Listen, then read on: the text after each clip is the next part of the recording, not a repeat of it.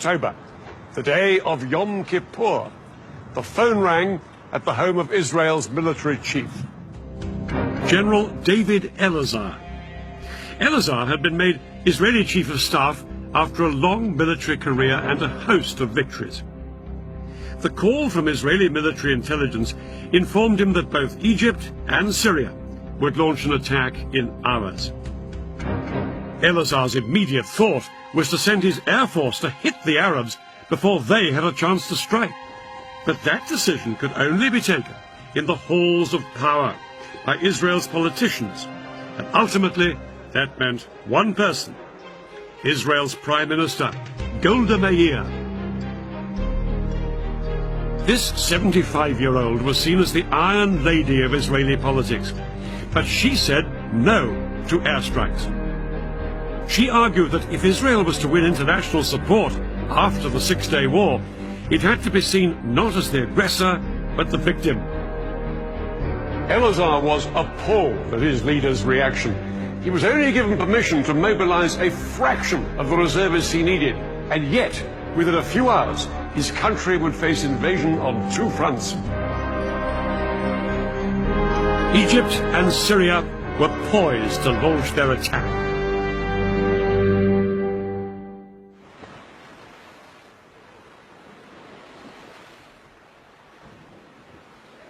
Just before 2 o'clock, the Egyptians put their part of the plan into action.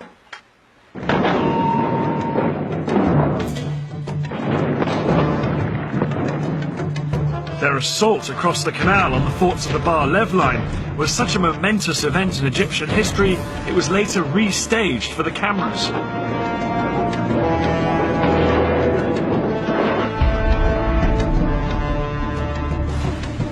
Thousands of Egypt's best-trained commandos crossed the Suez Canal in rubber dinghies.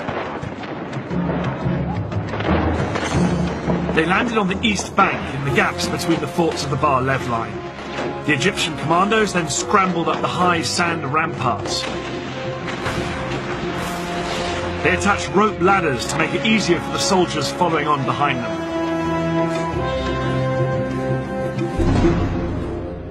Behind this first wave were 100,000 Egyptian infantry and more than 1,000 tanks waiting to cross the canal. But the biggest obstacle to them were the giant sand ramparts on the Israeli side. These were as much as 60 feet in height. It was impossible for the Egyptian tanks and heavy artillery to climb up and over them. The Egyptians experimented with using dynamite to blow holes in them, but this was found to take far too long. But then one junior engineer officer had a flash of genius. He suggested using high-pressure hoses to blast the ramparts with water from the canal.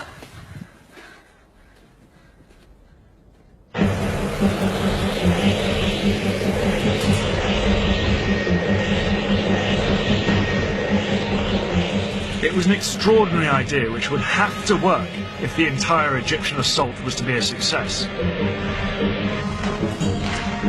4 hours into the attack, and with fighting raging around them, the Egyptian engineers finally broke through the ramparts, and the first tanks started to pour through. I never believed I would see the day when I was in Sinai. But this was actually Sinai. I looked back at the West Bank, and all the green on the other side, and to the east, all I could see is desert. It was good feeling. The eastern bank of the canal now became a battlefield. The Israelis manning the forts sprayed machine gun fire at their Egyptian attackers to try and stem the tide. But within 2 hours, 23,000 of Egypt's infantry were on the east bank and had advanced up to 1 mile into Sinai.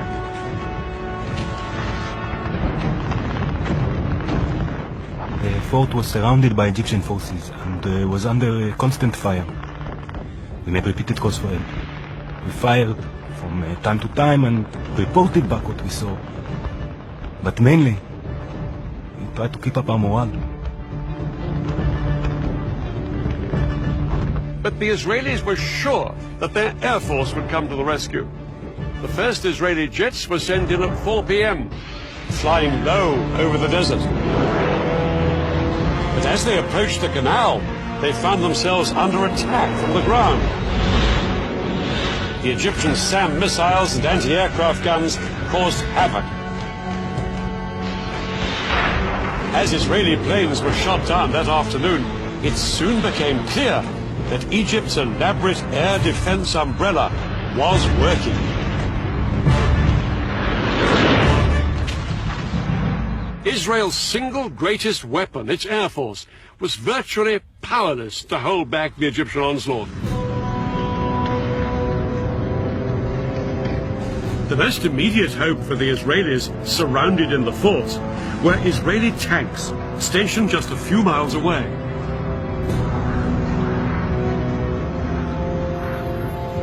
The Israeli tanks raced towards the canal. They thought they'd throw the Egyptians back as easily as they had done in 1967.